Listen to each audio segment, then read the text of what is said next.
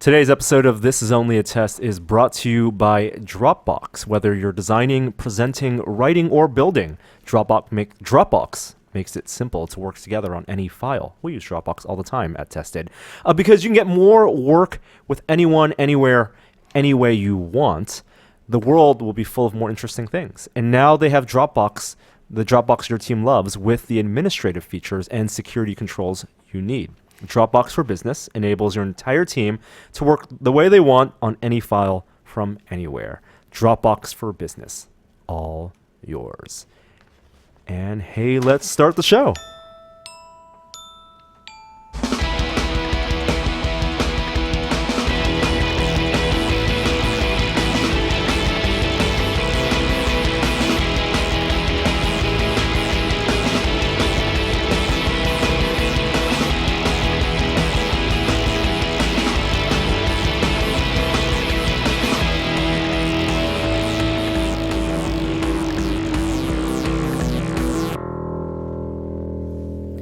Hello out there. This is Norm Chen from Tested. Welcome and thank you for joining us on this week's episode of This Is Only a Test. Will is out this week, but I believe he will be back next week. But joining me, I do have Sean Charlesworth. Greetings. Sean is, of course, Sean from Tested, our fabrication expert, 3D printing guy.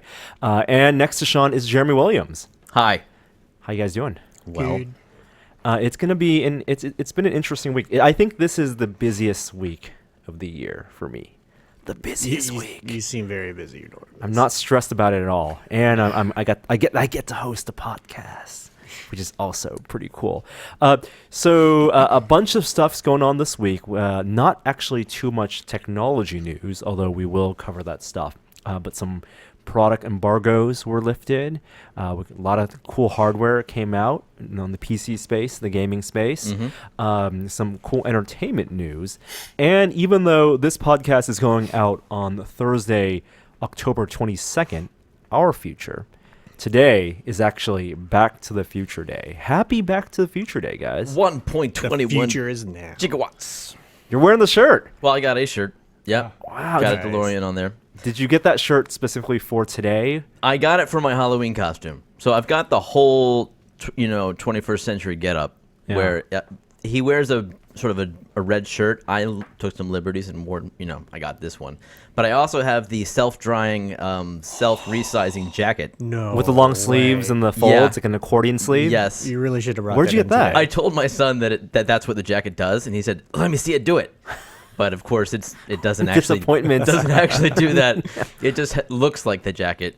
And I have the shiny rainbow hat and the shoes, and I have they light up, and that's cool. Do you have a hoverboard? I don't. Of course, that's where it all started. I have the hoverboard. I might as well have everything else. So you have the Mattel one that they released? No, it's a boosted board. Oh, okay. By the way, they did do a hoverboard version of the booster board They did. for today. Yeah, there's some YouTube of them putting it together. Yes. It's pretty Nice, great. Nice. They're down there, I believe, right now at the Back to the Future We're Going Back event in Southern California. Both Hendo board and boosted board are there giving demos, and they made a variant of the boosted board. Yeah. And did you get that shirt because you were afraid people wouldn't know on Halloween who you were?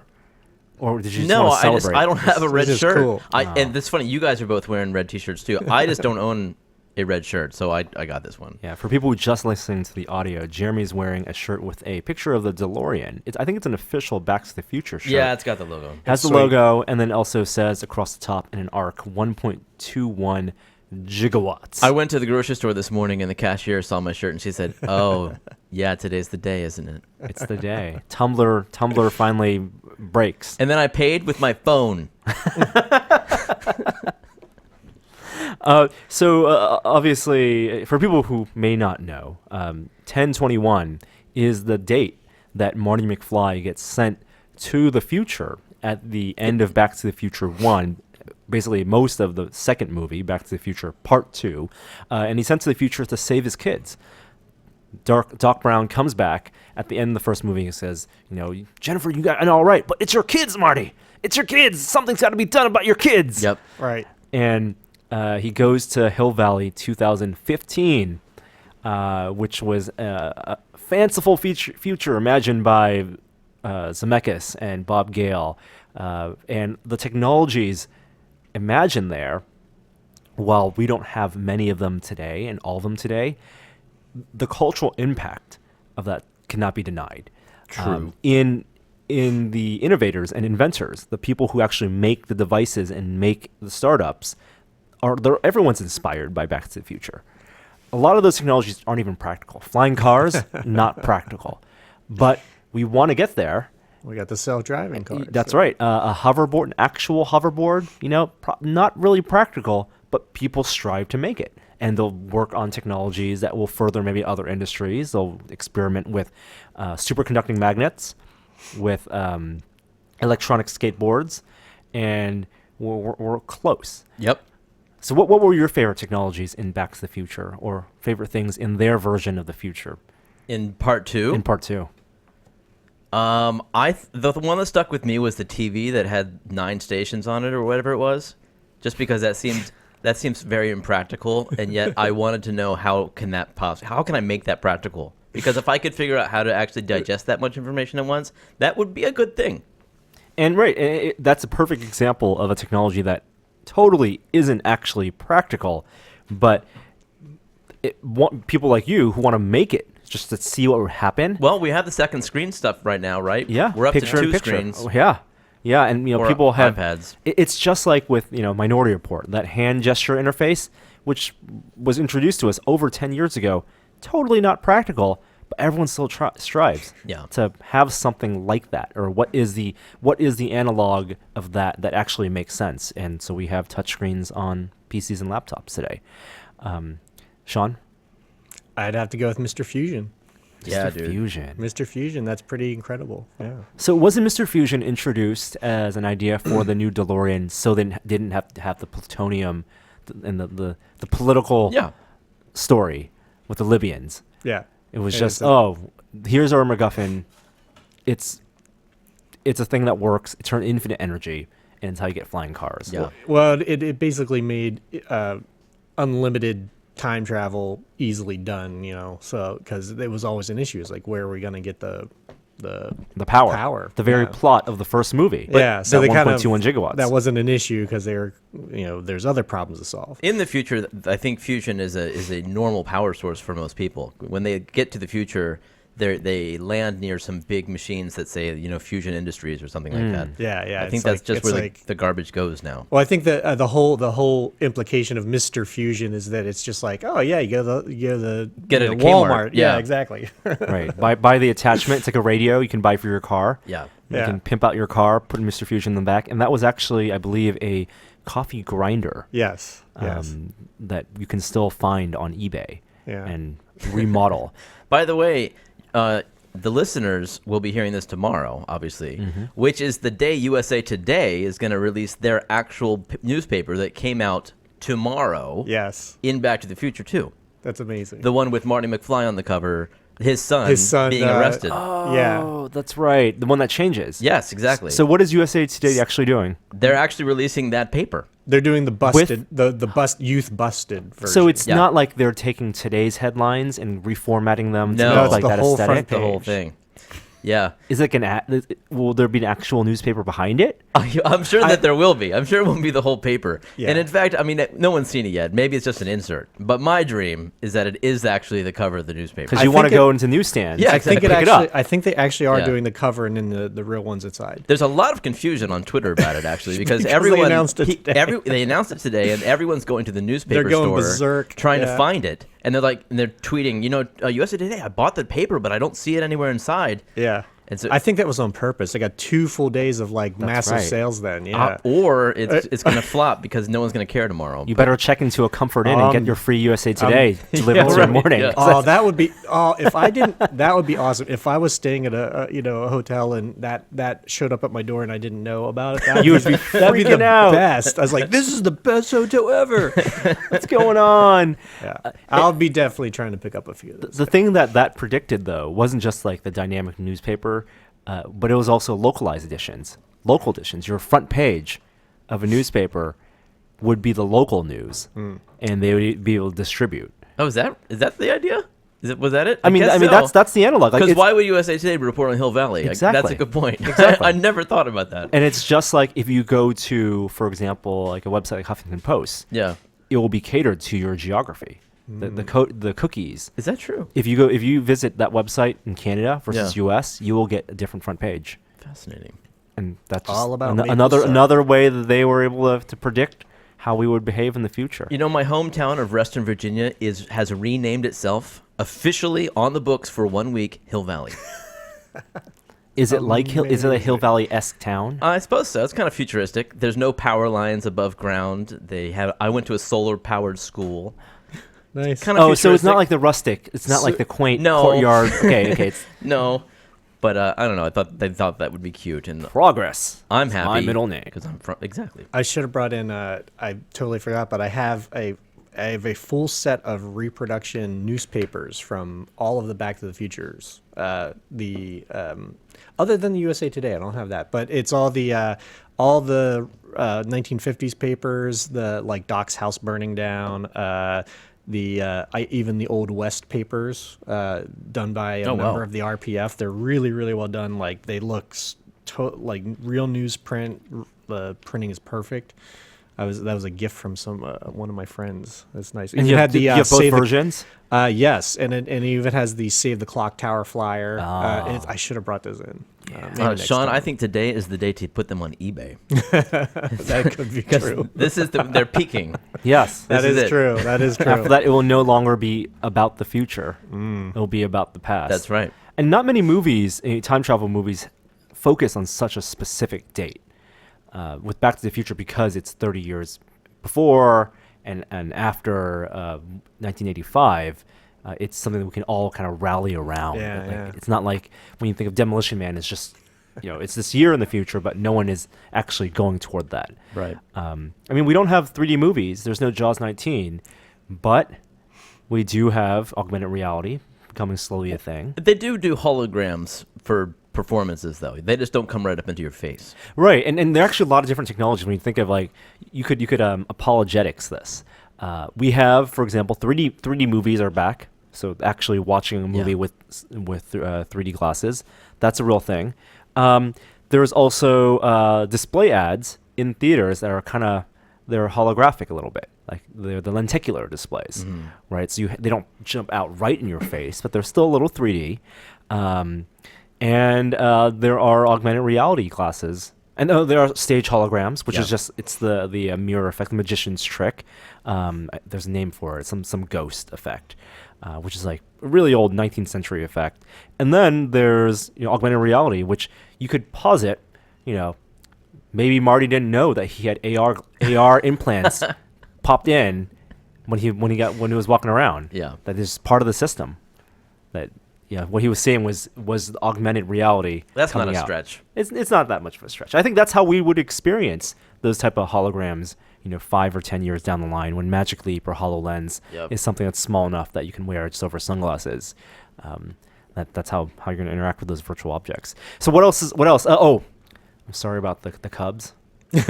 Real sorry. I was hoping yesterday for us yesterday. They're in an alternate timeline. In Back to the Future 2, they win the World Series. That's right. I refuse to refresh the Yahoo Sports page on the ninth inning, just so I could have some uncertainty principle, some quantum flux, and I don't know, what did they win? Did they lose? Yeah.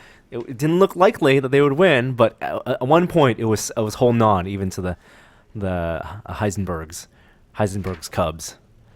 Well, maybe it's because they were in the darkest timeline, and it's been reset. So That's right.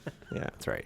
What other promotions are going on? I saw Pepsi Perfect is a real thing. yeah. $20 for a can of Pepsi. Really? Yeah. But is it like the funky bottle? that's a thing, deal. or- It is. It's the real bottle, Okay. which is why it's expensive. Plus, Right. they're only doing 6,500 of them. That would be pretty. In the movie, it would cost $50, so $20 is a That's bargain. a bargain. They totally didn't have inflation pegged at the right place. From my conversations with some hardcore Back to the Future fans on the RPF, the Pepsi Perfect bottle is no good. Oh, it's Not not good. perfect. Oh, it's not perfect? No. How could they get that wrong? They make the bottle. I guess they didn't have access to original props. Ugh. And they just designed it. They had a designer. It's like, Yeah. okay, that kind of looks like it. We can manufacture that. Let's get it into the No. pipeline and get it out there, $20 a pop. No. Oh well. Someone wrote the CERN hoverboard. What's the CERN hoverboard? CERN apparently did their hoverboard. It's cute. They did a whole video for it, and it's basically like it's this gigantic scooter that rides on superconducting rails. But it's adorable. Is it a joke post?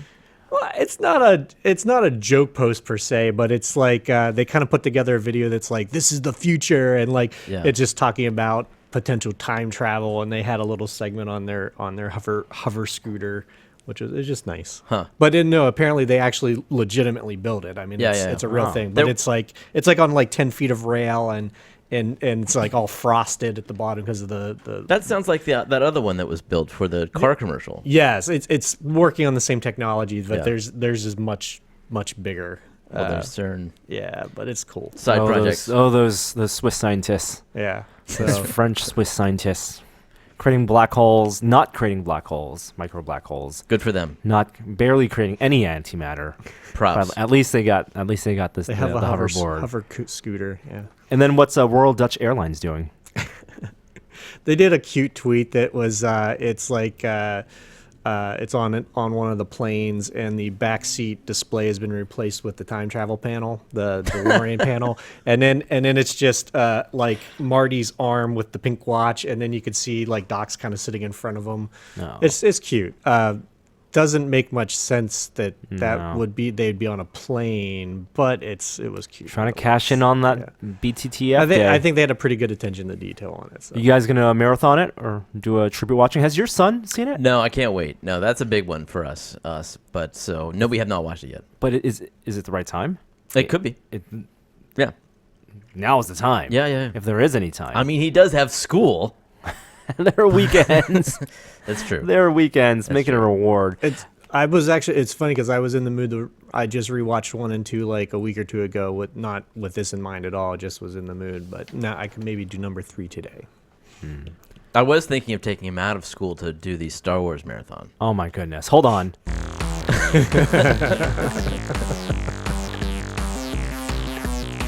Speaking of other big pop culture news this week, forget Back to the Future. We knew that was coming. Star Wars The Force Awakens tickets are on sale 2 months ahead of release. Sold out in many places. The new and possibly final trailer is out, Yeah. Came out during Monday Night Football. of all places. Is that right? Yeah. It was announced over the weekend that ESPN's Monday Night Football, during sometime, I think it was halftime, Yeah. the trailer would be played, the new 2.5-minute trailer, and then tickets were on sale. So we assumed, okay, we know, we'll watch the football. It's live television, same time for everyone. Trailer's going to go up, and then we'll all refresh the web pages. And then they put the trailer online before halftime. Oh, really? Yeah, they couldn't trick me into watching sports. Yeah. It was on YouTube, on It everywhere. Was it was online first? I believe it might have been online first. Because I don't have ESPN, so I was just watching the internets anyway. Did you guys watch the football? No. Oh, No. They couldn't get me. No. I love Star Wars. Trailer came out, and then the tickets were on sale even earlier, midday, Well, Monday. Supposedly. Does everybody have their It's tickets? if you could get through to buy a ticket. Yeah. So, with the press release, it was announced that some theaters will be doing marathons, full marathons of the movies, some select theaters, and then the theaters that are tied into pre-order systems like Fandango would have their first screening tickets on sale. And the first screening is 7 p.m., I believe, on Thursday. So if you want to be really the first person to watch Star Wars in the public and don't have special access, you got to go to like Australia and go to 7 p.m. Thursday. Yeah, It's New like waiting- Zealand, I think, right? New Zealand, that's right. But the 7 p.m. local screenings all sold out immediately. Yeah. IMAX, I mean, So I thought the original the official, is it the 18th? 18th is a Friday. And Yeah, then yeah. 17th is select cities. Is that how it 17th is? is the Thursday, but Norm's right. Like, as far as San Francisco goes, it's here at 7 o'clock on Thursday. Okay, that's how it works. So yeah, when yeah. movies usually come out, Friday, and then studios would do midnight screenings of movies. 12 a.m. on Friday to be officially the first Friday, and then they kept on pushing that back to add the extra couple hours. So it's really Thursday night when a movie comes out on the 18th of Friday. The Thursday before is really the first night because they wanted to get in the extra 2 showings you can get. So you can get like a 7:30 and a 10:30 and then a midnight.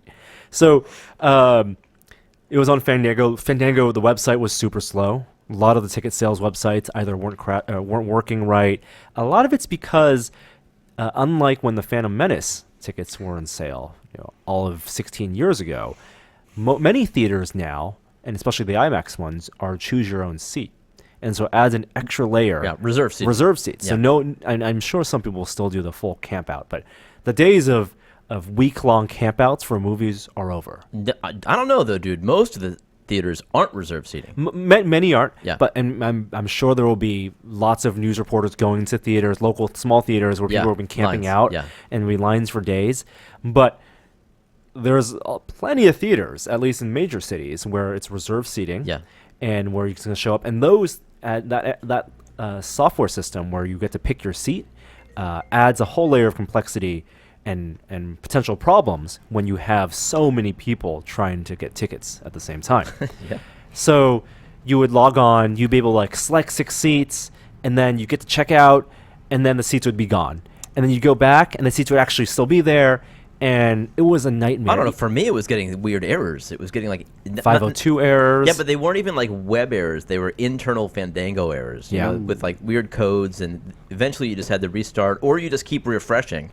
Like it would say it couldn't load, and then you just refresh this weird cryptic URL again. And enough times you'd get through, and then it would fail entirely. You have to start over. I did this for an hour.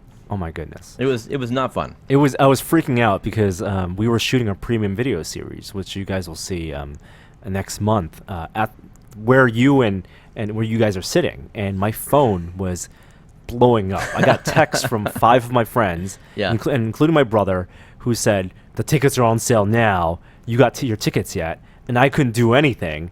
And then Joey, who is live mixing the video, was like, "Oh no, I need to get the tickets too." So we're stressing out, and you actually will see this. That's when you put the technical difficulty sign up for a few minutes. Just hold out the placard. Just like,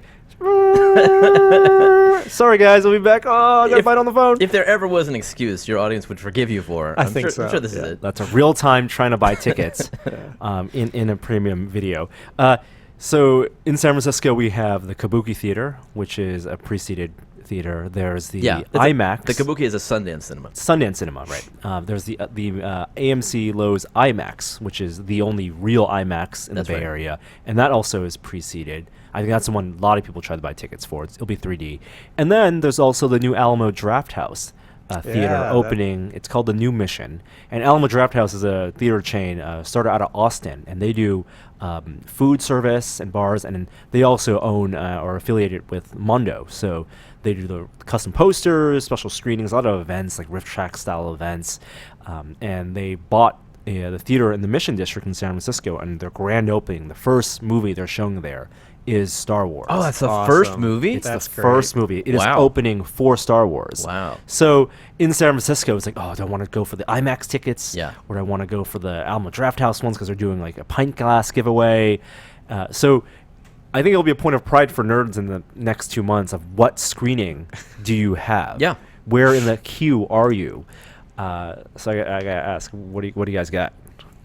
I'm seeing it twice. I got one for Friday night at 11 p.m. at the IMAX theater, just for myself, and because I need that solitude going in there, just so I don't have to worry about other people. I can focus on this thing that's practically like my religion, just like. And my wife made a joke recently where I was talking to my son about Star Wars. He's into Star Wars, and she said, "It sounds like another chapter of the Bible's coming out for you." And it's like, we're not religious in the least, but that is a great comparison. Anyway, so then I'm taking Peter to see Star Wars on Sunday. The Book of Skywalker. Yes. So yeah, we're seeing it. I'll see it twice that weekend. Same theater? Both IMAX. Oh, wonderful. And that'll be 3D. Yes, in both cases, all the way in the back. What do you got, Sean? I'm embarrassed to say I don't have anything yet. Mainly, well, here's the thing, because First, I went to get it, and the sites were all screwed up, and I couldn't even get through. And then once I did get through, I had this moment where, since we're recent transplants to the West Coast, and all of our families on the East Coast, I had this moment where I'm like posed there. I'm like, oh shit, I don't know where we're gonna be for Christmas. Yeah. and so I'm trying to get a hold of my wife and like, what are we doing? What are we doing? And so then we finally had to have the conversation. It's like, what are we doing? Are we staying here? And so I think we're staying here. I actually checked in. There were still Thursday 7:00 tickets left at the East Bay Theater as of yesterday, because I can't do 3D. I can't see it. So Yeah. I Find a 2D showing. so today, we had the discussion yesterday. So today I'll see what we can come up with. Well, So, I got some good news for you. What? Well, I got some good news for me.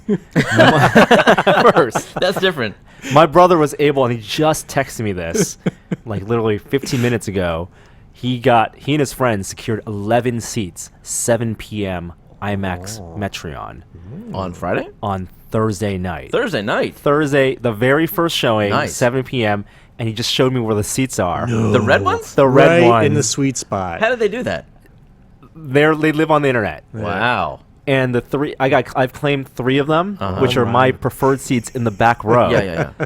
In the second to last row, Well little off done, center. sir. So I'm gonna make that, but I also have tickets to watch it again on IMAX Saturday, and with friends. And I was able to get 6 tickets for the Alamo Drafthouse, a 2D screening Oh, on yes. Sunday, Yeah. Yes. in case. And I have some extra tickets for that, Sean, which you may, if you want to make it Yes. into the city. Yes. I can hold off 2 of those for you. price. They're saying the glasses will be gone by then, by the way. They're saying, What? yeah, they're saying they only have enough glasses for the first day.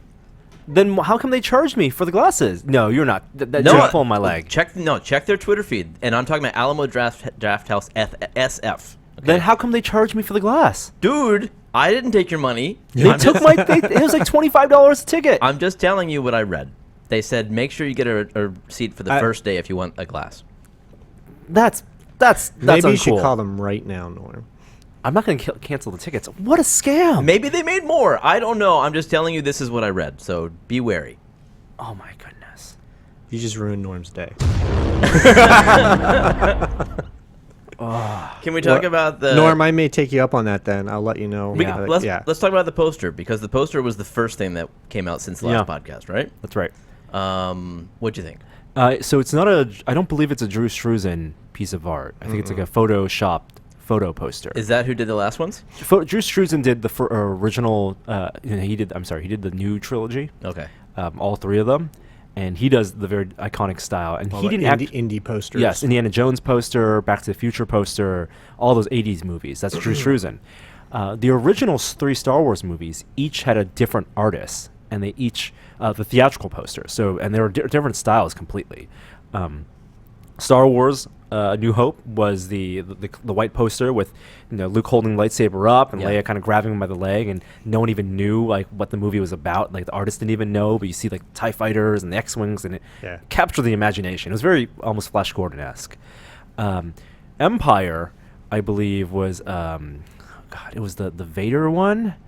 Let me see. But they're all different. Like there's no continuous style. And they're not modern day posters in any sense. They're almost like individual pieces of art. And then the Jedi one, Empire I believe is the more even more romanticized one, with yes, that's right. It's with Han dipping Leia down and about to kiss her, right? And with the Vader in the background. Luke on a tauntaun. Right. And then Jedi is the one that's there are a few Jedi. There's a Revenge of the Jedi poster, which I believe is just the lightsabers fighting and small silhouettes of them. Before they finalize the title? Yes. And then the big theatrical poster is the one that shows Luke with the lightsaber and his hair's back. Yeah. It's kind of off center, and you see Leia in the bikini in the front and Han with his pistol grip. And that, I believe, is the actual theatrical release poster. I like the old posters a lot. They're wonderful. I think they're much better than a lot of the current Photoshoppy. Yeah, and this one felt a little Photoshoppy. Yeah, I don't think it's going to stand the test of time. It doesn't do it for me. It has all the colors you'd expect from a modern movie day poster. A lot of blue and a lot of orange. You have the main character holding a lightsaber, and then and you have little character pieces there. Appearances from everyone except no Luke, no Mark Hamill. No. Yeah, that's interesting. And if you think about it, in the 2 teaser trailers that were released ahead of the full theatrical trailer, there's no Luke's face never shows up. No. I think you do see Luke in this shot with R2 and the hand. Yeah, that's that's the it has to be. speculation. Yeah, Right. I think It's it the has robot to be. hand, which the hand looks very cool. Yes. Without going into too many details, and I know some people don't want to watch the trailer, don't want to avoid these spoilers, we can say that the new trailer doesn't give a lot away. No, I don't think so. It reiterates a lot of themes of like who maybe the villains are in the movie, and the 2 new characters, Finn and Rey. Yeah. And then has a few shots here and there of some battles which look fantastic. The dog fights look so. Yeah. So that I think it's a really good trailer, and I think that this being the final theatrical trailer is such an amazing thing. It's a testament to J.J. Abrams and his control over the creative process and their trust in him. I mean, you don't need to sell Star Wars anyone. Tickets. It's already done $6.5 million in IMAX pre-sales. I would have said that about The Martian, though, and they gave away almost everything in that trailer. Right. So I'm with you on this. I think this is a case study in how to do a trailer. They give very little away. And but it's still very exciting. Yeah, they set it all up, and I think the music is great. Oh my god. Yeah. The way that they just plucked the piano strings in the beginning, and it turns out to be chords from the Han and Leia theme that they swell into when you see the Millennium Falcon. I get teary every time I watch get this goosebumps trailer. just talking about it. Yeah. Oh, it's so good. All Very right. excited. So yeah. That's Star Wars. That's our pop culture news for this week. But there's plenty of other news, tech news, which we should dive in right now. So I'm gonna go play.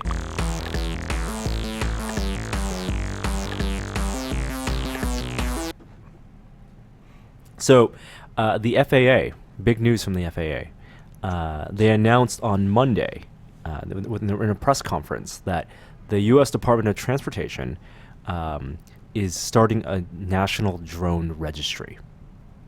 And what that means, that their hope, and they're urging people, if you're going to buy a new quadcopter or a new UAS, unmanned aerial system, you will need to register it with. What about with the people who government. already own one? So much is unclear about this. They talked about intent, why they are doing this, what hopes in terms of accountability and keeping people safe. Nothing about implementation, how much it's going to cost, what old existing quadcopter owners are going to have to do, how enforcement will work. Is it going to happen at point of sale? What's going to happen? So many questions, and even like what devices count as UAS? Because you can talk. Where's the cutoff? Where the cutoff is. A lot of the AMA hobbyists, they're really afraid that it's going to also include the hobby airplanes that they've been building with no regulation For decades. Yeah, no problem at all. Or so the little $30 mini drones that exactly you get from Walmart. Exactly. So defining what unmanned aerial system, which ones fall under this new regulation, is going to be really important. So it's a new task force, and it's going to be composed of 30 people from the government and the quadcopter industry and other stakeholders. And there will be hopefully a streamlined registration process in place by the middle of December. What is that? Hold on. Somebody's opening a pot. Slack is freaking out on me. All right. So I'm I gonna hope turn it that- means I you get apologize little for that. license plates for your drone. I don't think You that's could gonna be the case. customize them. Yeah. There'll be a lot written about this. We have our quadcopter expert, Terry Dunn, has done his impressions. Oh my goodness. Turn down the volume. There we go. Sorry about that. Terry Dunn has done a post on Tested, which you guys can check out, about his thoughts about how involved hobbyist groups are and what the hopes and fears are from this announcement. What do you guys think? I think it sounds like it's going to complicate things a little bit, but I'm not upset about it. I've always been in favor of some oversight when it comes to these drones, given that how easy they are to use and how dangerous they are. I mean, I don't mean to say that they are inherently dangerous, but it is a matter of the pilot knowing what he's doing, and if you make a false move, I mean, I think I'm pretty good, and I crashed mine directly into the side of a cliff. So I mean, I have seen what can happen to these things, and whatever. I mean, I'm sure registration won't be too difficult, and it's just going to be a little bit of red tape you got to get through to have a cool toy. Yeah, and I think point of sale is the right place to do it. When you buy it, you will get the number will be associated with you, and so in terms of what's going to happen next, November 20th is the next date when the recommendations of this task force will be put in front of the Department of Transportation, and then they will announce what the regulations will and what the process will entail. And they really want to get ahead of the holiday season because a lot of people are going to be buying these. They want to do this before this holiday? I don't know. I mean, that's what it feels like. I can't have it. I think a lot of quadcopters are going to get sold this holiday season. Yeah. Maybe if it doesn't take place till next year, even more will get sold this holiday season. Depending on what the process is. Like people trying to beat the licensing. Yes. Yeah. Right. Right. Well, we'll be following that, and you can find more of that stuff on Tested. So, some other tech news. Western Digital has agreed to buy SanDisk, which is interesting. Both hard drive companies. Yeah, and I think this follows up on a story about them working together to work on some next generation high density storage. Huh. And let me check see if I know what the. So it's been a while since I bought a hard drive. Are both of these still reputable brands? People like the Western Digitals and the SanDisks? Yeah. Oh, totally. Western Digitals are used. I mean, they're used. We use them all the time. I think the 2 terabyte ones are so cheap now. They're reliable. The green ones are fine. Seagate, Western Digital. I mean, the Backblaze has done some pretty extensive tests in terms of reliability over the years. But SanDisk is also known for its solid-state storage, and Western Digital also wanting, having a stake in that as well. SanDisk never did mechanical drives. I don't believe so. There was always really? SD and they're mainly. It seemed like they were mainly SD cards Yeah, I and guess stuff, you're right. and then they started doing the solid-state drives. Yeah. And then a little correction from last week. We talked about Dell buying EMC, and I called EMC a cloud storage company. They do cloud servers and cloud services, but they're primarily a storage company, and they also own VMware. So it's a big deal. I don't think anything's happened since last week's announcement that Dell was going to buy them for the biggest tech acquisition ever. But I don't know how that's going to affect you and me. Yeah. Yeah. But something that might affect you and me. Yeah. Tesla automobiles. Directly or indirectly. Yep, that's right. We've been following Tesla for a while. I did the test drive. We're curious about their Model 3 coming out. And Tesla also known for rolling out updates to its cars, which is an interesting concept. It's not just software patches and firmware updates that a lot of modern cars do and get, but also actual features, big features. And not like on the year either. Like they'll just roll it out when the tech is ready. Right. And so the latest feature that is in a quote-unquote public beta is their autopilot for the Model S cars. How does autopilot work? Well, first of all, I want to know if you guys are going to get a demo from anybody. Do you have anything scheduled for that? Because we know one or two Tesla owners, Yeah. and I would love to. You'll reach out to them. I will reach out to them. Not directly from Tesla. Because it seems to me that autopilot is something that has to be experienced, But so many cars today will park themselves. The Tesla Model S with autopilot can do that. It can also do adaptive acceleration so that it senses cars in front and behind. But I think what sets the autopilot apart, Tesla autopilot, is that it can change lanes and can steer your car to stay in your lane. So it's a smarter cruise control. Well, yes. I mean, it's if it's going to steer itself, it is now autopilot as far as I'm concerned. Yes. So it'll watch the speed limit signs using optics. It will watch the road lane dividers using some other kind of optic. It'll watch all the traffic around you using radar, and it will drive itself and it will come to a stop if it has to, and it will then reaccelerate and stay in its lane. And you can change the speed, I think, manually, but just as you would with cruise control. You can also tell it to shift lanes by itself. And if it sees a car coming up behind you, it won't change lanes. And some of the review that I read said that it's actually it's very conservative in that if it sees a car coming up behind you, it won't change lanes for a while. Right. Like you'll have to be stuck in that you're in your lane for a while. So it uses forward-looking radar, a front-facing camera, ultrasonic sensors, and GPS. Yeah. And the camera is really interesting because there's actual image analysis on road signs.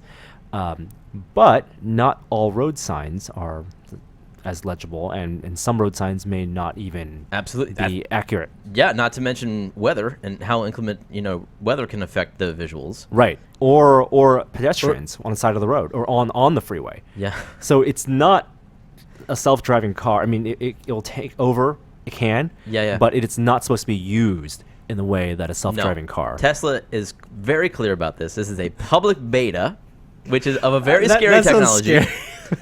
Terribly scary. And the driver must still always have their hands on the wheel. So this is still an active, experience that you're not supposed to be reading your phone while you're still driving the car. You're supposed to be helping them develop this technology by remaining the driver and letting the car, take over for you right beneath your grip. Oh boy. Well, you were telling me about. I don't know. You said that it took an exit ramp. People are reporting, because it is out now for Tesla owners, and some owners are reporting, this is from The Guardian, that it's swerving uncontrollably or swerving unexpectedly. Ooh. And sounds fun. Yeah. So the car will chime to remind drivers to put their hands back on the wheel if it cannot anticipate something happening. Yeah. But one owner found the car swerved in the direction of a lay-by when the white lines were not painted. Of a what? Of a, I think this is a British newspaper. So, Okay. Another swerved toward the car in the next lane while emitting warnings about an imminent side impact. Oh my gosh. Wow. Yeah. It must not have been calibrated. I for can't right-hand believe. I mean, drive. I'm super thrilled that this came out, and if I had a Model S, I would be all over this feature. At the same time, I can't believe that they got approval to release this. What is that regulation? Like, who's in charge of that on the government side? Right. Is it just like, can Tesla just say, oh, we trust our owners to? It's because it is a safety feature. Or it's just like no one's done this before, so there aren't laws for it. I think maybe that's more the case, because there's always a safety warning. Like, for example, GPS. You get the warning. GPS is something that you should still look at the road, and you can't rely on it completely. So it's like a user control. With the car actually being taken over by the software, there seems like to get that approved is a whole process. Should be a whole process. This is a really, really important feature because Elon Musk has said within 3 years we will have cars that can take you from point A to point B completely autonomously, where you can read a magazine while you're in the driver's seat. 3 years from now, even if you stretch that to 6, it's still amazing. But the way Tesla seems to be doing it isn't the way that Google's doing it with their self-driving cars. Big difference. Tesla cars are self-contained pieces of information. They take data, localized data, and some data from the cloud in terms of maps. Google's autonomous cars are are all shared information. The knowledge that one car has and has gained from its entire lifespan of being used is shared with every single other car. You're saying in real time, mapping the world. Is that what you mean? Mapping the world in real time. So it's like it's like Waze, where if there's an accident, everyone using Google Maps knows about it. But with the autonomous cars on Google side, if there was a speed bump or if a curb is broken at a certain point, that gets updated, and every car knows about that change in the geography of the road in real time.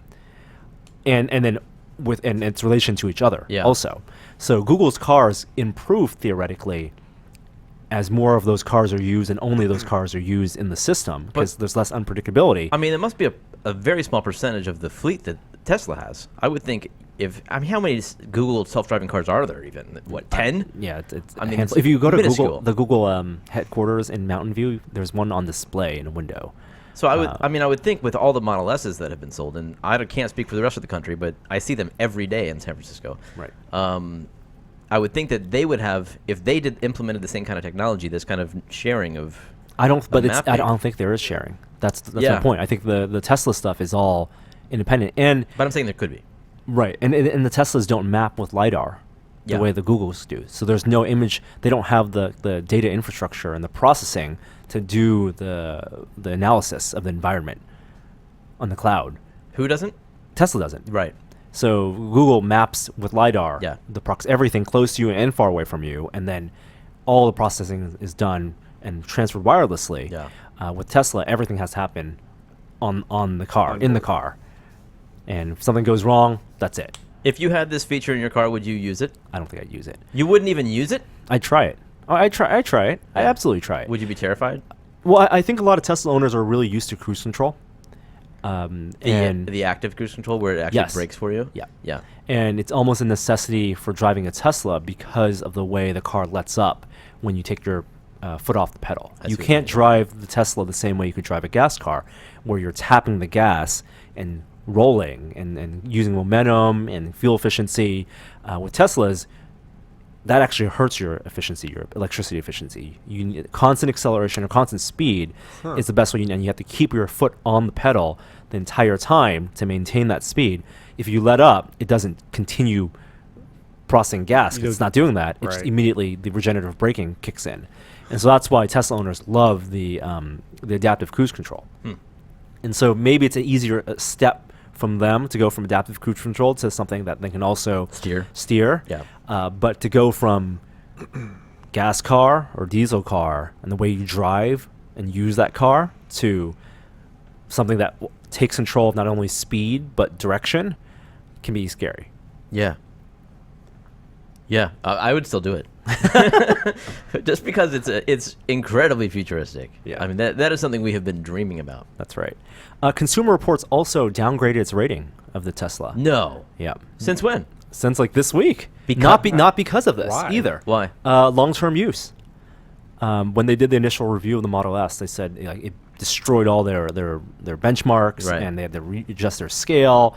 But a report from Consumer Reports says that the annual reliability survey, which lists surveys complaints about failing of major components, there have been plenty of problems, such as wheel misalignments, the inoperable windshield wipers, small little things, and so the satisfaction is still high among users, but it's not as high as it was. That's good. The recommendation isn't as high as it was. Great. Get Tesla on their game before the Model 3 comes out.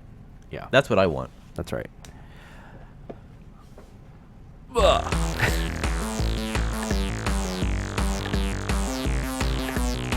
Well, one company that also might be making or doing something with cars is Apple. And I know it's been rumored. It's the most popular question that Apple executives get asked. And this past week at the All Things D conference, Tim Cook was on stage and interviewed. Several announcements. I thought it was a Wall Street Journal conference. Was it All Things D owns? I believe they. Oh, was it the same company? Okay, I'm not sure if it was the All Things D event, but it was the Wall Street Journal event. But Tim Cook was asked about several things. He made a couple announcements. He talked about Apple Music and the subscribers. I think they have 6.5 million paying subscribers right now. And then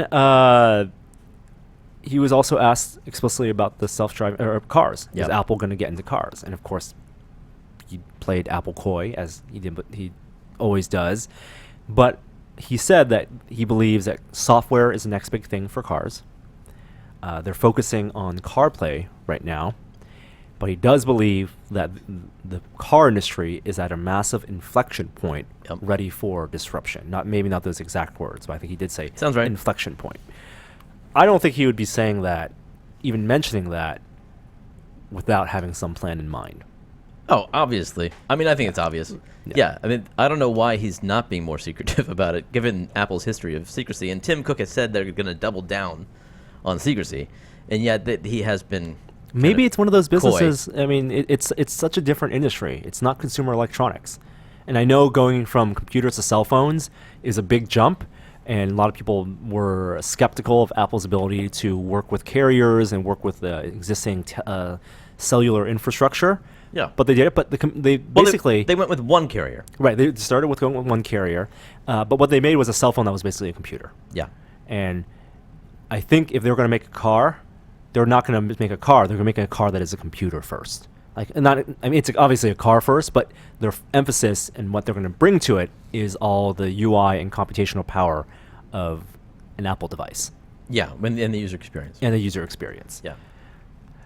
So, and then he also talked about Apple TV. Well, he announced this coming out Monday. So pre-sale on Monday. yeah, next Monday. sales will start on Monday with Yeah. shipping starting that week Yes. for the first next orders. week, which is like a very sudden Yeah. thing. I guess next week is it's beginning of November, end of October. So maybe that was around the time frame that they announced it. They released a second round of developer kits to developers, but Yeah. I was not selected. Did you apply? I did apply. They said you need to have an app in the store, which I don't. You should just make any app. I know. Would have been silly, but That's a barrier to entry. whatever.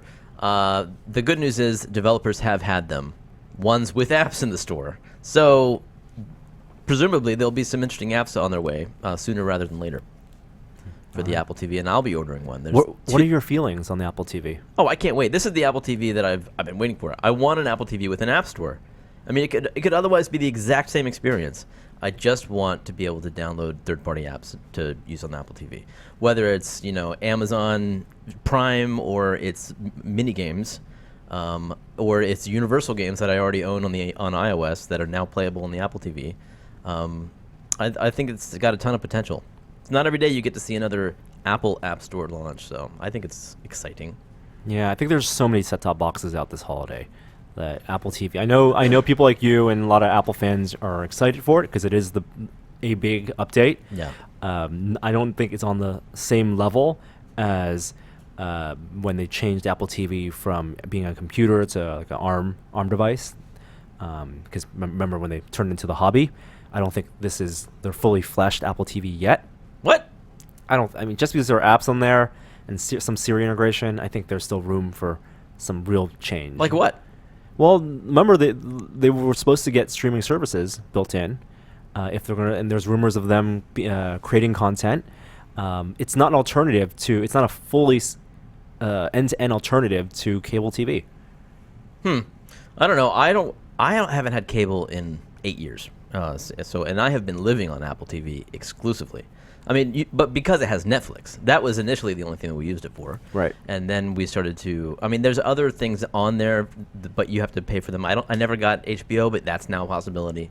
I don't know. It seems to me that I'm very happy living on Apple TV just with Netflix and the Apple library because we do end up getting a lot of movies through that.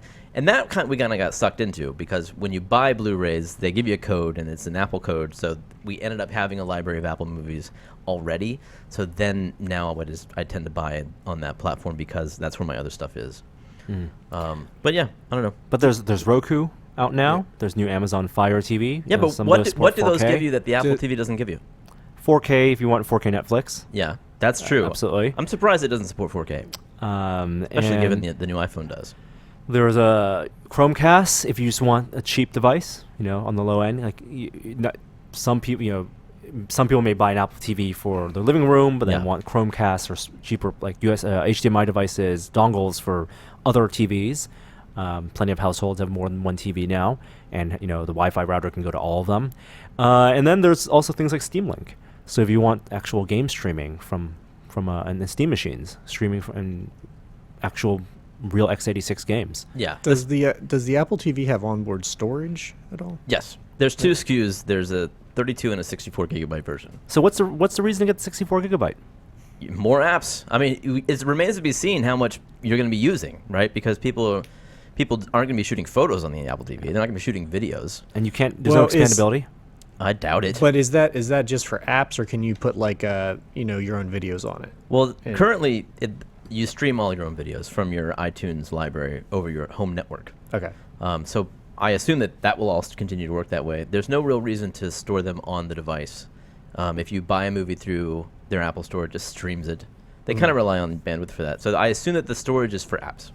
Got it. And I don't know. They're currently requiring that the apps are pretty small. You're not going to be able to fit Infinity Blade on the Apple TV. Yeah. So what's the size requirement? I forget, but it's less than a gigabyte. It's pretty small. If it's less than a gigabyte, then 32 might be the easy way to go. Yeah, I don't know. It's only a $50 difference though between the two SKUs. Oh, okay. Surprise! A $50 difference for 32 gigs of storage? What? Why isn't that on the iPhone? Right. Yeah. Oh boy. Any updates on other iOS side? I know, Jeremy, you've been following iOS 9.1. Oh, I just New installed watchOS? it. I don't know. Let's check it out. Siri's got a new trick. Check it out. Happy Back to the Future Day. I'm not sure I understand. Oh my god! No kidding. No kidding. The Siri. future is now. You shouldn't have to update iOS to Actually, get the I new don't Siri. think I did have to update for this. Let's try it again. Happy Back to the Future Day. Happy Back to the Future Day. Let me know if you need to set a timer for your dehydrated pizza. It's cute, right? I don't know. The new iOS comes with, as well as the new OS 10 came out today, come with 150 new emojis, I think. Okay. So That's update neat. now so that you can give that middle finger to whoever you like. In different colors too. Yep. And you can do a ping pong emoji, which is even better.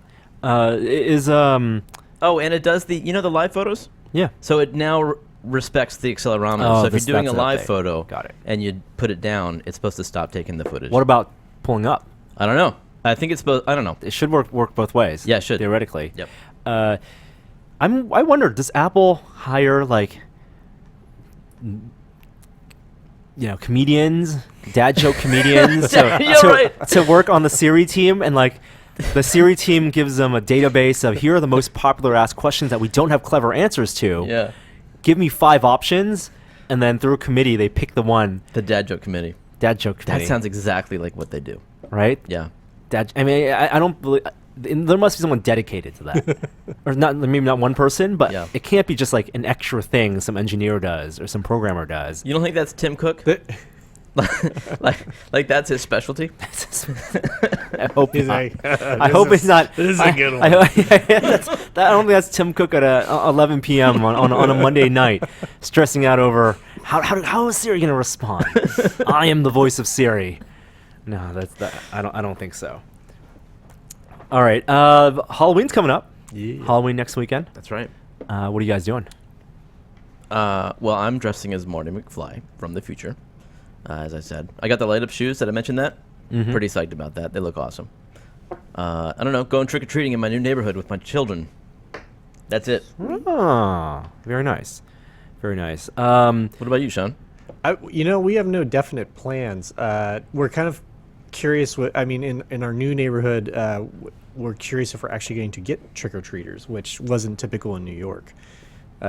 With the apartment buildings and stuff, but I do have a really sweet Ash Evil Dead costume, complete with chainsaw. That sounds good. That if something comes up, I'm ready. Wow. So, yeah. What does he say when he puts that on? Groovy. Yeah, groovy. Groovy. God, how do I not remember that? Yeah. That I had this. It was an epic project. I started building chainsaws and. I decided to do the whole outfit with like the harness and everything, and it was I didn't get to use it for like 2 years because Wow. First we get hit by Hurricane Sandy and Halloween was kind of canceled in New York, and then the following year I got deathly ill. But I finally got to use it last year, which was a pretty big hit. So that movie was the first one. I saw Evil Dead 2 first, and that was the first movie I ever literally fell off the couch laughing. I saw Army of Darkness first, and because I went to see it in the theater, I had no clue about Evil Dead at all, and I was like, "This movie looks hilarious." and you get like the recap of Evil Dead 2 at the beginning. It's like, Right. I think we're missing something here. Yeah. And so we finally figured out that this is pre-internet, and so we kind of.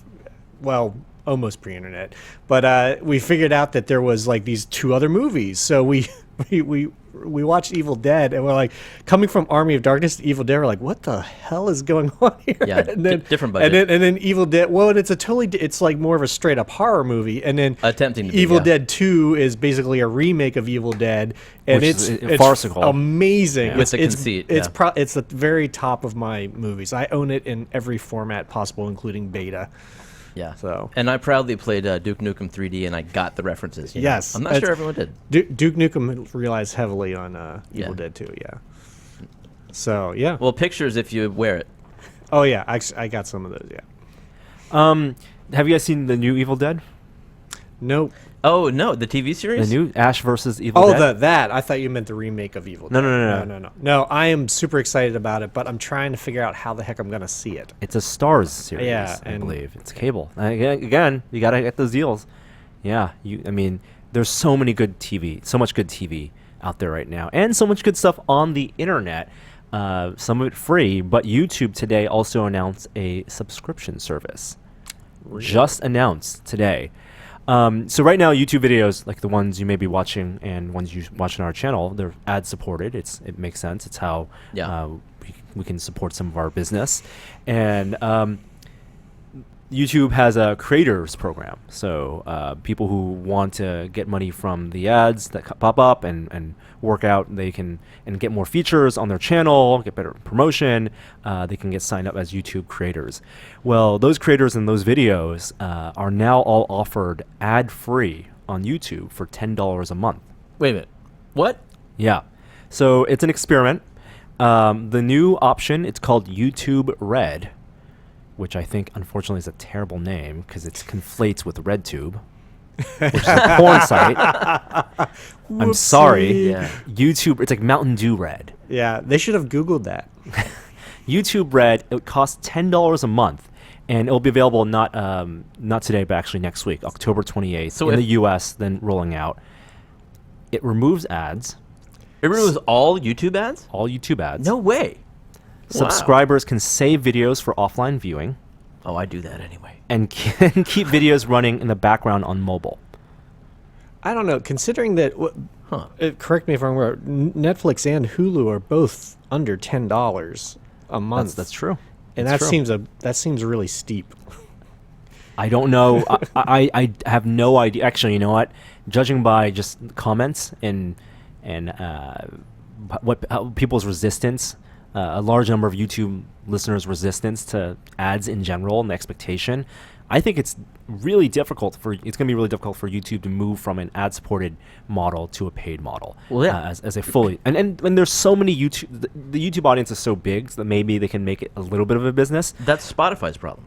Like with Apple having their streaming service that is only for pay, and Spotify having the ad-supported version. What was Pandora's problem primarily? Yeah, that's true. Pandora was That's the, true. the They were the original, original. free ad streaming music service, and then they also had a paid service, and now they're trying to make the paid service more prominent. I think Spotify had the paid service first, and then opened Really? the ad-based radio service after, which I think was a smarter way because you set the expectation. When you talk about Hulu, that was moving from ad to paid ad, and now paid with no ads sometimes. But from going from YouTube, and undoubtedly some people who use YouTube will find that $10 a month it'll be okay for them. I don't know how I feel about it just yet, and they're doing like a revenue share with creators. Yeah, so how does that work? Have they discussed that? So I don't know exactly what the share is, but creators are forced to opt in.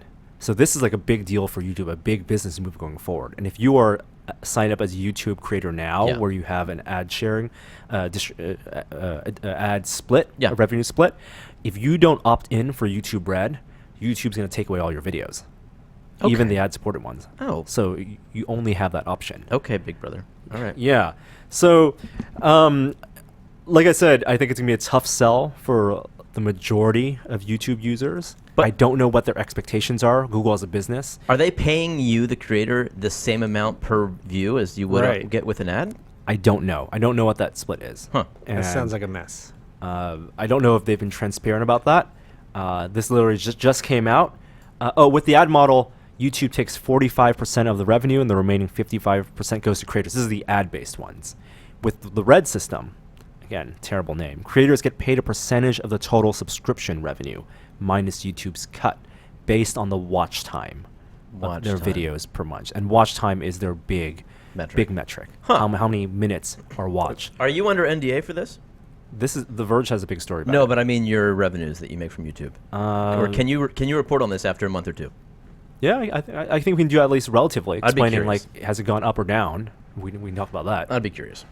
We don't make a lot of money on YouTube. Not nearly enough to run this to at least pay, not even to pay our rent, basically. So that's a big deal, and I think the bigger deal for the people who make YouTube videos and already have ad deals is that they have to opt in to this to the system, which their users might not like. So you're kind of forced into a tough situation. Well, they don't know how much they're going to earn yet. I mean, if it turns out that they're earning the same, then why not opt in? Right. Well, it really feels like because you might see ads for, it might turn people off YouTube in general. So it might hurt the whole business model as a whole. What do you mean? It might get people off of YouTube. Stop using YouTube? Or just feel it's the bad taste in their mouth. Yeah. Anyway, some minor hardware news. Lenovo announced the new Yoga. Yoga was one of our favorite laptops with Windows 8. It was the first convertible. And last year's Yoga, I think, was a misstep because they went with Core M, which a processor, the first generation Core M, based on Haswell, low-powered 4.5 watt system, was not good enough for what I wanted out of an x86 computer. And with Atom being better this year and Core M theoretically better being this year, I'd still like Skylake is good, but we want full Skylake processors on mobile laptops and on mobile systems. And the new Yoga actually has a Skylake system, so good for them. Hoping to get one in to test in the near future. Is that it? Or should we jump to what we've been testing? What do you think, guys? Sure. Yeah? Yes.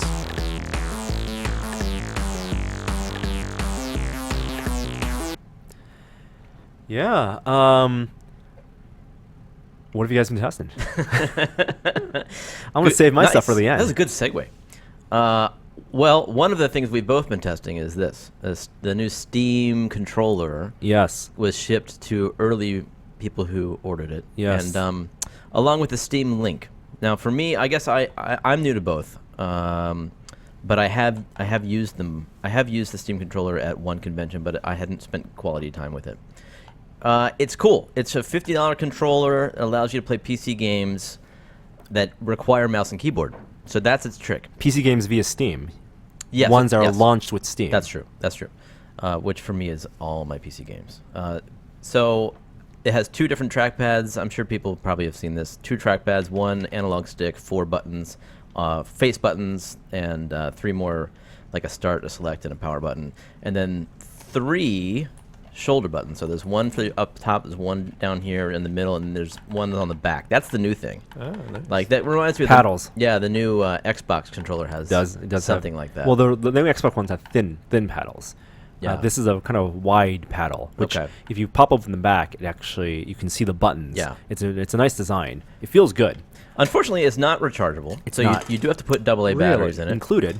Yep, and they insert in an interesting way. They pop in and out. Well, I would say it's well designed. However, The battery actually really interesting because I know people are complaining that it's not rechargeable, and it's a perfectly valid complaint when you're paying $50 for a controller.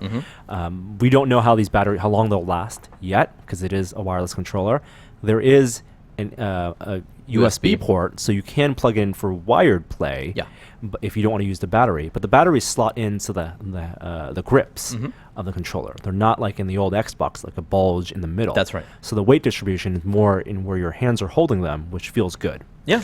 Frankly, I rather have the AA's anyway because get some NL loops and if the battery goes dead, you swap them out. Versus unless you have duplicate controllers, you got to wait for it to recharge or plug it in. So The proprietary batteries also are expensive typically. I feel like it is a $50 controller, which is actually cheaper than the consoles. I think they charge $60 for their controllers. And also to work on PC, for example, the PlayStation will work over Bluetooth. Yeah. But the new Xbox controller, Microsoft just released the PC USB dongle, which is $25. Oh, that's interesting. But I don't feel like the finish is as up to snuff with the other controllers. I feel like it doesn't feel like a premium product. And if that's the one thing, I would have happily paid another 10-20% for a nicer finish, for better buttons. It all feels a little bit like, a first generation or a first attempt at making a gamepad. And they did a fine job. The tech actually works well, which is the most important part. So I can actually play Half-Life with mouse look using a gamepad, which is completely different. And I enjoy that. But now I really want a nicer controller. And they are encouraging third parties to make them. Even the box itself, if you unfold it, I like the interior. On the inside, it is an exploded view of the schematic for the product. Nice. As well as the Steam Link. So, I mean, they're clearly open about these products, and they want more people to hop on and make them. Have you been using the Steam Link as well? Yeah, so I've been seriously looking at that. That's the only reason I use this. So you can use it with PC, and it does come with a wireless dongle, so it's not a generic Bluetooth connection. It is their signal. You can plug it with the USB dongle on your PC, and they offer an extension. I think Jeremy has that, the dongle and the extender. Dongle's tiny. Right there. This isn't an extender. It's a weird thing. It's just like an angle changer. It allows you to hook the USB dongle into a standard USB cable. Right. And it comes with a cable as well, so you can extend that. And the way you play the games also. So let's talk about the sensors on this before we talk about Steam Link.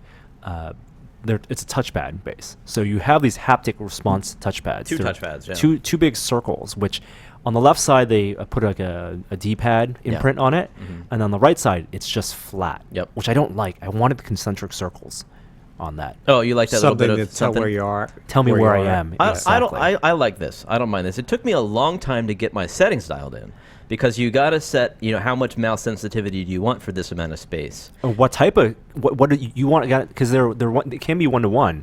Yeah, it can be linear movement, and it can have acceleration, and it could have different various levels of haptic feedback, so it feels like it was more resistive. When you move your finger, it vibrates a little underneath it, which is that's one of the most successful aspects of the gamepad. And it can have this false momentum, which is much like iOS, where if you swipe and let go, it continues to move. It's like a trackball. They call it trackball mode. Yeah, yeah, and that feels fantastic. But the question is, imagine if you had a gamepad that had a trackball on it. Could you use that successfully to play first-person shooters? Well, I think that the point is, at least you can now. Like this is an entry point to being able to play mouse and keyboard support games on your TV at all. And I would say, there is a learning curve involved, and I have not used it enough to really weigh in on it, whether or not this is the way it should be or not. Because I mean, it does take a while to get used to these games, and you have to dial in your settings. Yeah. But I am definitely happy with this as their first outing. Yeah, absolutely. I think the profiles system, it doesn't work perfectly right now. Some games, their default profiles, not what I would like. Yeah. But just the ability to customize every single button and to change sensitivity for everything. Yeah. I think there is a gyroscope in there as well. Oh, no kidding.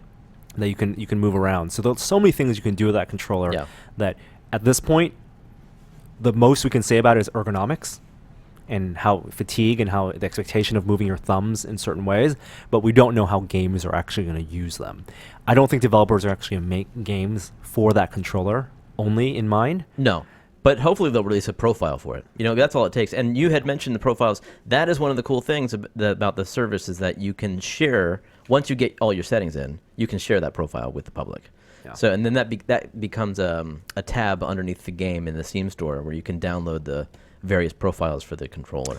Yeah. So how does that work? Because I've run into Steam games where the game was set up only for Xbox controls or only for. I've had even a few that were only set up for PlayStation controls, which always cause a problem. So is that the game thinks it's a keyboard? I think the game doesn't know. Okay. But there's the Steam Link. I don't know where it appears. Maybe it's the game driver. Maybe it's the controller driver. Somewhere in there in the Windows, side of things. So this emulates a keyboard and mouse. Nice. So what about Steam Link? $50 accessory. Yeah. It has wireless built in. It has the connection to the Steam controller, 2 connections. Yeah. And has USB to plug in more, which also means you could plug in the Xbox One controller if you have the $25 dongle. It supports 1080p 60. 1080p 60. Has wired Ethernet as well. Yeah. HDMI out. And the idea is that you run your game on your PC just like Big Picture mode and stream it over to your big TV. Yeah. Now you do actually have to do that. I mean, it does take over your PC. So if you're playing Steam Link in the living room, your PC is not in use by your better half. It's like it's playing the game. It's not. I don't think the software is done, fully baked. Yeah. They said there are going to be firmware updates and tweaks. Big Picture mode got a huge update. It looks completely different now, much better than the old carousel style system. Yeah, it's pretty much the full Steam interface. experience. You can do just about everything. But inconsistencies, if it's a game that you download, because you can go to the store in big picture mode, download a game, but the first time you load it, there are going to be Windows pop-ups, your DX10, DX11 pop-ups, your benchmarking, front ends, and a lot of stuff you just need to run back to your computer, Alt-Tab, and activate it. I've had times where Steam, the home big picture mode minimizes, and I'm seeing my own desktop. Yeah. And I'm using the Steam controller to move the mouse in my desktop to try to relaunch. I was just going to ask. Oh, I haven't seen that. Yeah. That's All right. interesting. It still feels like it will work for PC gamers who understand how it works. Yes. But it's not going to be for people No. who want who just want to buy a Roku. They're encouraging users to run the Steam beta, to opt into the Steam beta, which is getting practically daily updates at this point to improve support for Steam Link and Steam Have you controller. either of you used the Link wirelessly? Yes, or- that's yeah? that's the only way I've used It's it. good.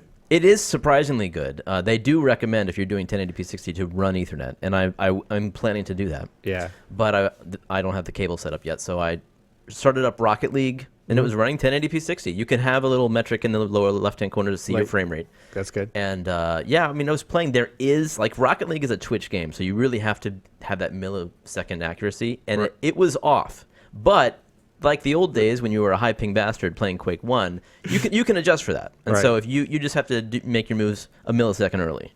But if you're playing like Batman, you're probably fine. Totally, yeah. Yeah. Or any of the Telltale games, most games that don't require Twitch response. That's what I want. I'm really interested in the Link because we've been running a 50-foot HDMI to the TV, and so yeah. This is the solution that to is not running. perfect. I mean, Will used to do the same thing. Yeah. Long HDMI cable to TV, and this is the way to do that by only spending $50, which for a long That HDMI sounds like a cable, good deal you to could me. spend 20 bucks on a long HDMI cable. Yeah, no, it's good. It's a good solution. Good. And other stuff. Well, I've also been testing the new Surface stuff. Yes. Embargoes went up yesterday. Yesterday morning, there was the new Surface Book, which is right in front of me, and then also the Surface Pro 4, which I have actually stacked underneath the Surface Pro 3. Microsoft's first laptop. That's unbelievable. Like you say that, and my brain says, "Really? Really? How could that be?" Aren't they a devices company? Yeah. I guess they've made phones. They made a Zune. They've done tablets. Yeah. The experiments. They've just been friend to the OEM. Yeah. And now they have a laptop. It's a great laptop. It looks cool. It's expensive. The discrete GPU is not as powerful as some people had hoped. It's basically a 940M, which is a mid-range. And the people are hoping for the 960M. But it does have GDDR5, a gigabyte of it. And for things that you would use, for example, a MacBook Pro for, photo editing, Lightroom, Premiere, SketchUp, ZBrush, it works great on this laptop. It's not a gaming PC. You can do Rocket League scaled in a window. You can, Okay. I mean, and here's another thing, because it's a 3:2 aspect ratio screen, so it's 3000 by 2000. Yeah, it's a lot of pixels. And most games, when you run it, you have your default resolution settings, and you can it'll go tie into Windows, and it'll say, what's the maximum display resolution of this monitor? That will be your maximum, 3000 by 2000. But the scaled versions, half of that, 1500 by 1000, usually isn't an option. So you're going to run at a non-integer scaling if you're going to run downscaled games. Games like... as long as you can maximize it, right? Yeah, as long as you... I mean, well, you do see the dithering. Yeah, 2-to-1 is always the best, preferred. Of course, yeah, but can you do anti-aliasing to compensate for that? You can do that. But then, again, this is a mid-range GPU, mobile might start GPU choking. even. So But today, I don't even know what that means. Does that mean I can do here's 2x, what you can do. 4x? you can do Pinball FX, which is what I tested. You can do Rocket League not at full resolution and with graphics turned down. You can do BioShock Infinite at medium settings, 1366 by 768, playable. Dude, if you can run BioShock Infinite at all, that seems like pretty decent. Even the Intels can run if you turn down all the settings, integrated stuff. So the question is, how much of an improvement is it over the integrated graphics, the Intel 520? And it is definitely better, like a good 30% better than that. But I think most of the improvements of that memory is going to happen on your desktop applications when you're running graphics. Yeah. It splits off in the tablet form factor. Yeah. How does the graphics performance compare to the other Surface? So that's the Intel 520. Is it far superior? It's far superior. Okay. I mean, it's not like you can't edit Premiere in the other Surface. You will get drop frames. Okay. And if you do things like if you do the Mercury playback, where you add like transition effects, Yeah. the warp stabilization, stuff like that, you're not going to be able to get that in like real time. Okay, that's You'll good to need know. re-render. Okay. The tablet thing is really the design thesis of this, and it informed how much power, how much battery they put in the top and the bottom. They could have designed this in a way where they put a lot of the battery, maybe 50-50, right? So you get 6 hours of battery life with a tablet, and 6 hours, and an additional 6 hours with the keyboard for 12 hours total. Battery life on this thing when it's connected, great, 13 hours, no problem. But they chose not to do that. And they said that, okay, we want to make the top part light. We want to make it 1.6 pounds. And how can we do that? Well, we can put the GPU in the keyboard. So that's an optional chip for some of the SKUs. That means we need to develop a connector that can do PCIe and video. And we can migrate most of the battery to the keyboard. So the top part weighs about the same as the bottom part, but you only get about 3 hours. In my test, 2.5 hours of battery.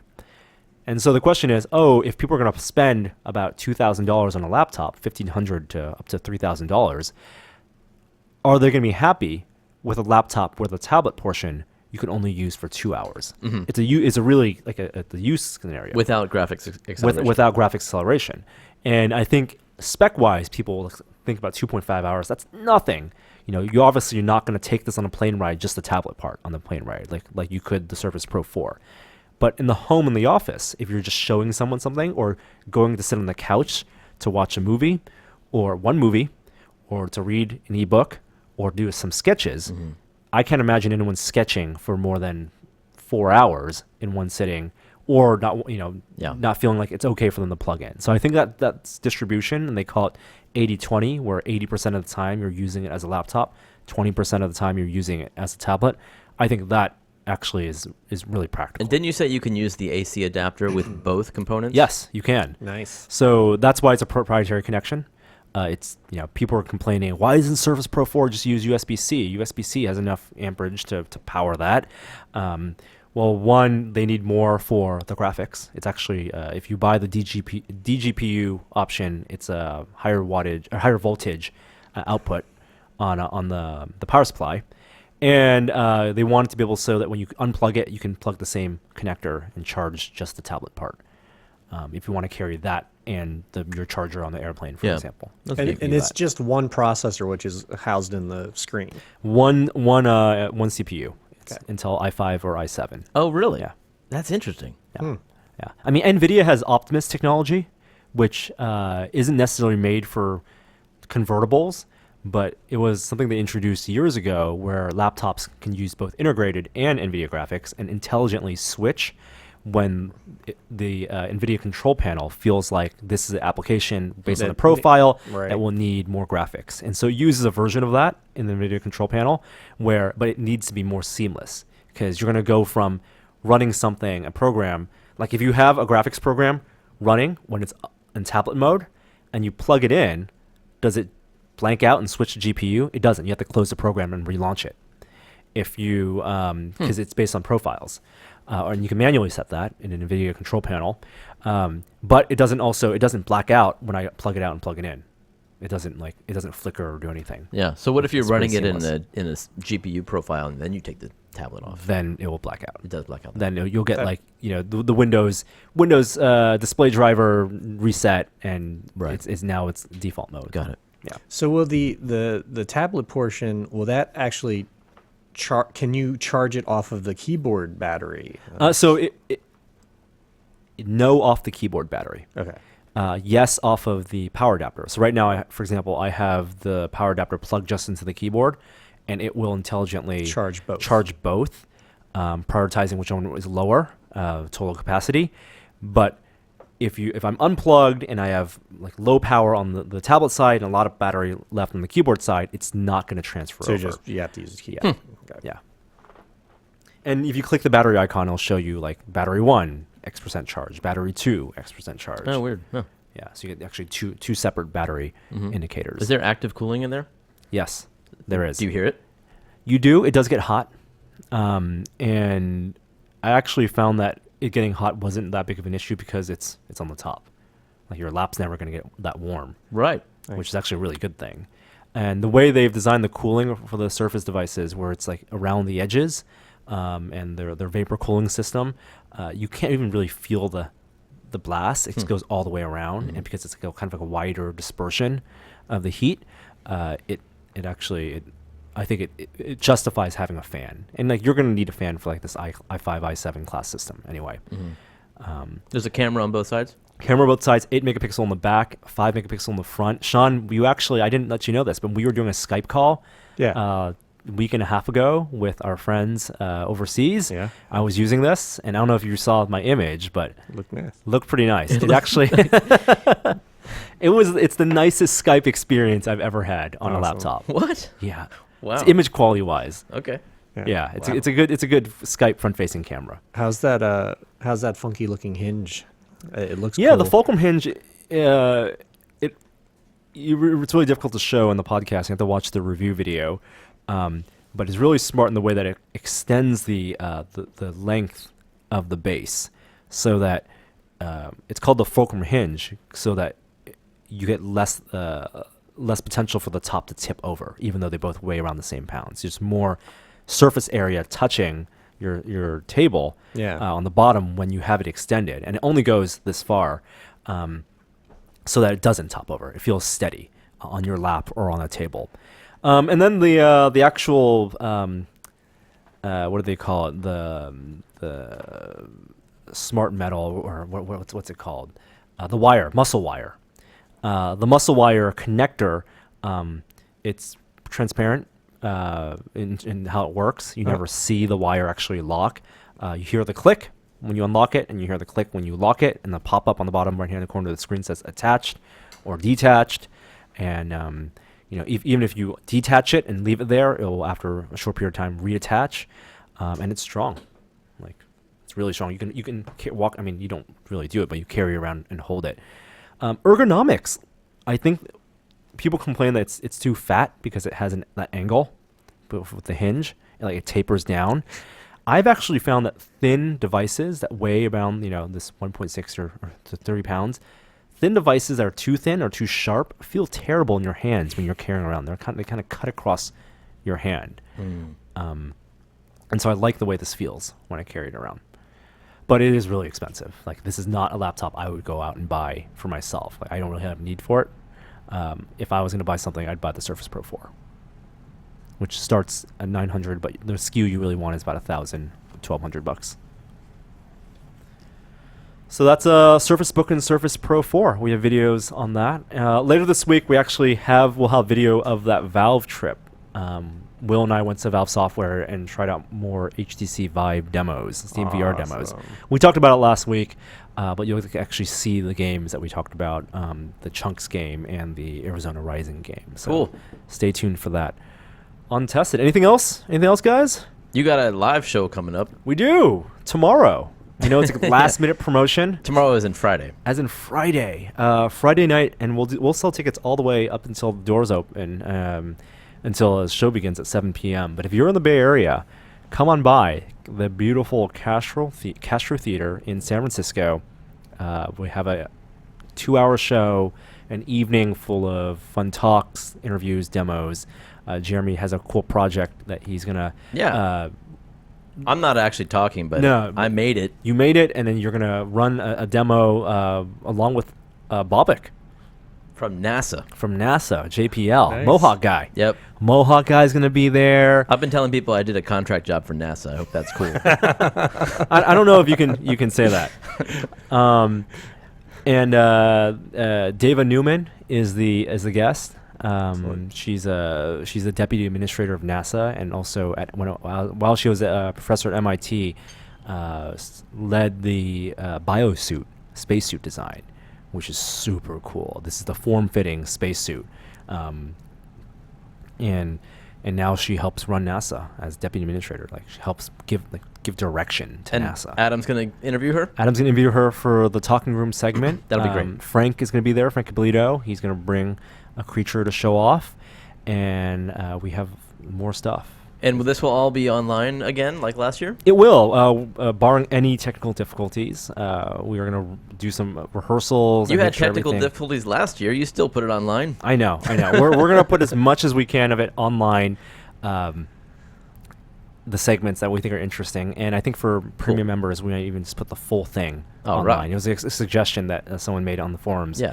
I'm like, oh, it makes sense. Yeah, if we're gonna have it all, it's all live mix that way. Hopefully, again, barring any technical difficulties, maybe have the full run of show. That'd be awesome. Just so you can play it and watch it like a movie. So I think that does it for this week's episode of This Is Only a Test. This week's episode is also brought to you by SoftLayer, an IBM company. SoftLayer delivers cloud built for transparency.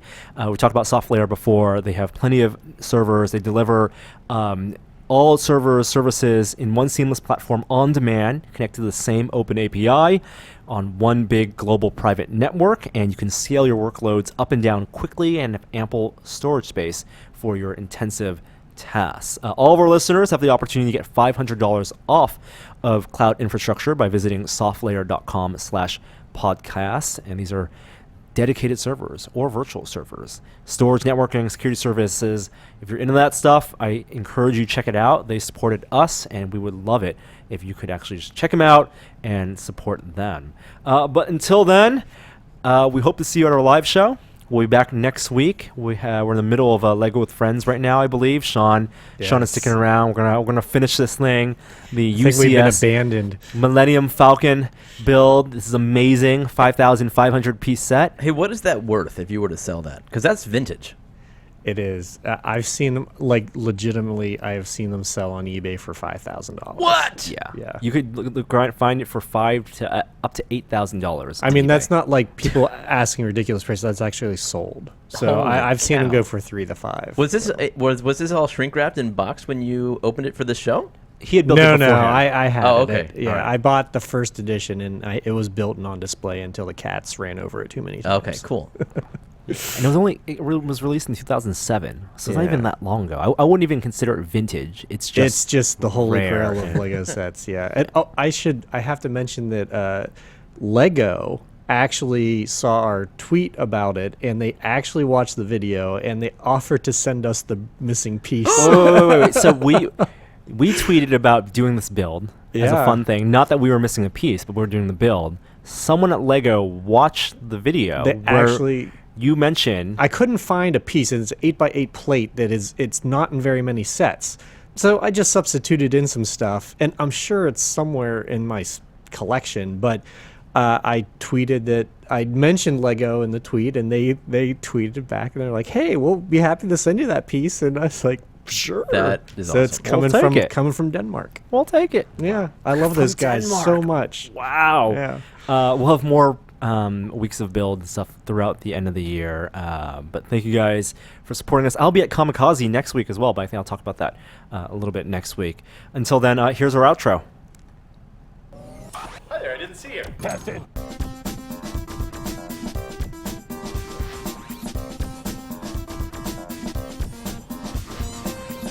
I don't want anything to do with that stuff. I'm farty enough naturally.